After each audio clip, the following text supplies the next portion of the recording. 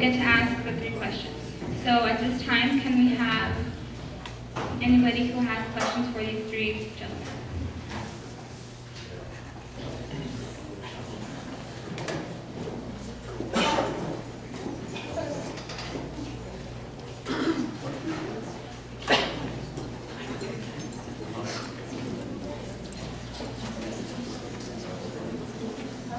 Maybe I missed it, but I don't think Mr. Vesco got a chance to do his 2-minute introduction. If he did, could you please tell us a little bit about your background and why you're running? Okay. Well, basically, I'm a registered nurse. I've been a registered nurse now for about 10 years now. I've also served 2 tours in Iraq with the United States Navy as a Navy nurse officer over there. I've had a chance to work as a nurse all over El Paso. I've most recently worked at the VA and have taken care of a number of vets. I mention this because I believe very strongly that we do need to take care of our vets and repay them and thank them for the service that they've given to our country.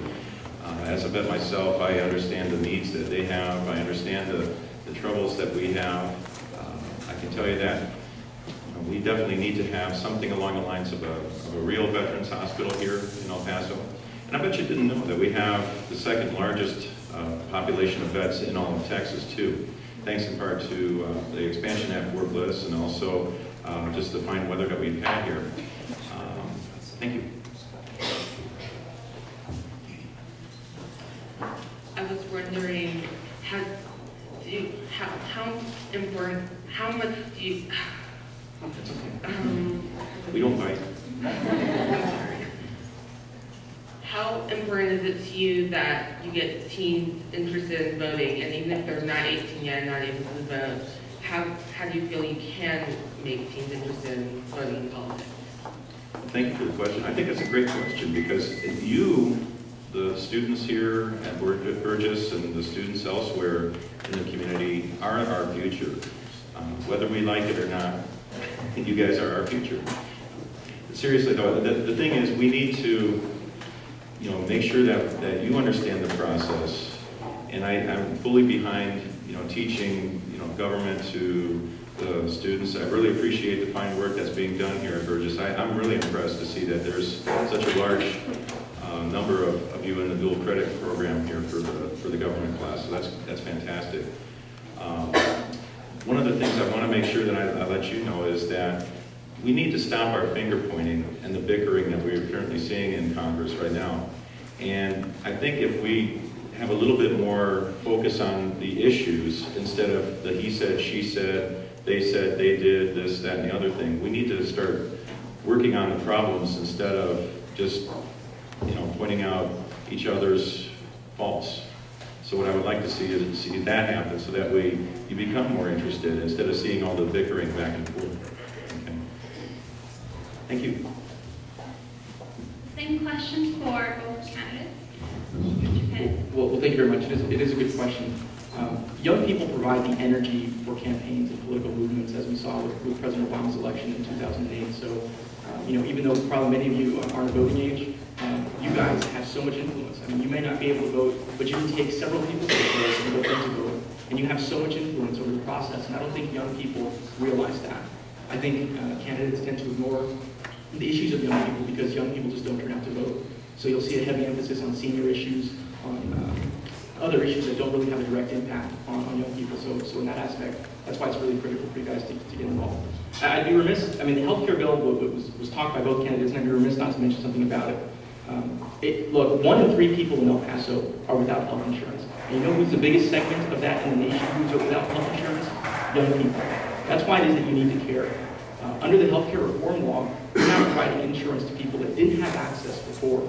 This 3.8% sales tax that he talks about is simply not true. It's a lie that has been perpetuated. People say read the bill, but yet they don't take the time to read the bills themselves.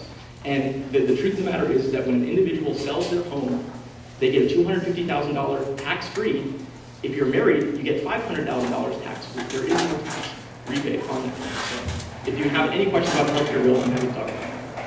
Mr. Collins. Thank you. I'll leave the debate between Mr. Vesco and Mr. Perez on the health care bill. The question, I believe, if I remember correctly, was why are we here talking to students who may or may not vote? What do we care about? What you heard originally was, you are our future. I've heard that since I was your age. I think we need to correct that myth.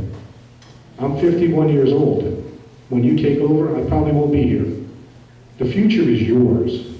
You are not my future. And I think you should all remember that. The future is yours to make what you will with it.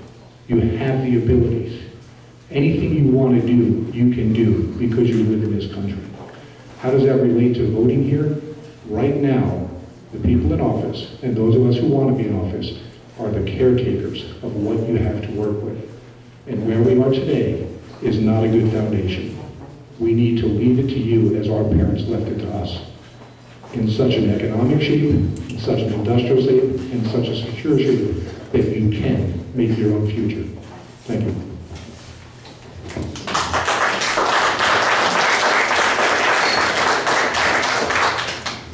Thank you. My name is Greg Vera, and I got very simple questions. I belong to the Vietnam Veterans Sorority, Chapter 574, and the issue it's a very local issue, is regressing the Fort Bliss Cemetery. I tried several times to Mr. Reyes' office, certified letters, etc., with no avail.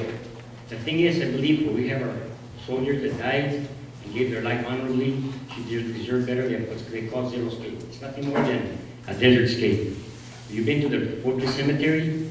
The only way we can make the changes is by us getting involved. So that's why I'm here. I'm not good in this political forum. However, I can state my ideas very clearly. I tried several times to tell Mr. Reyes. They say that the problem is the water. That's not true because there's 2 golf courses. They're very well watered. Now, they say there's also a parade ground, which there exists. That's not the issue. The issue is which of the candidates are going to help us for our cause.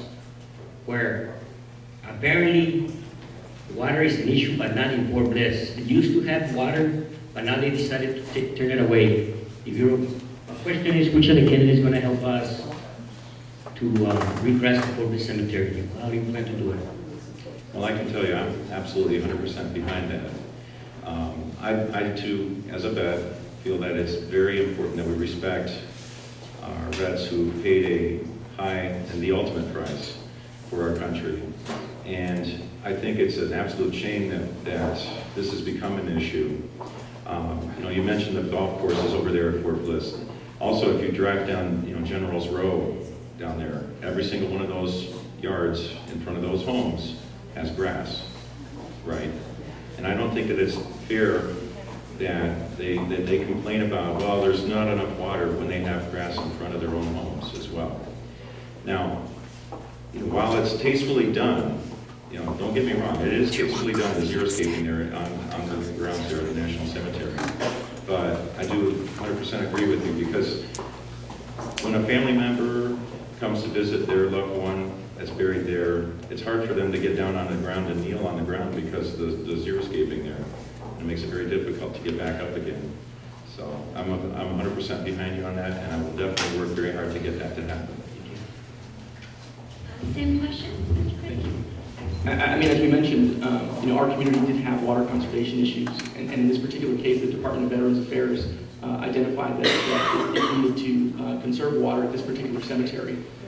Fort Bliss National Cemetery is not the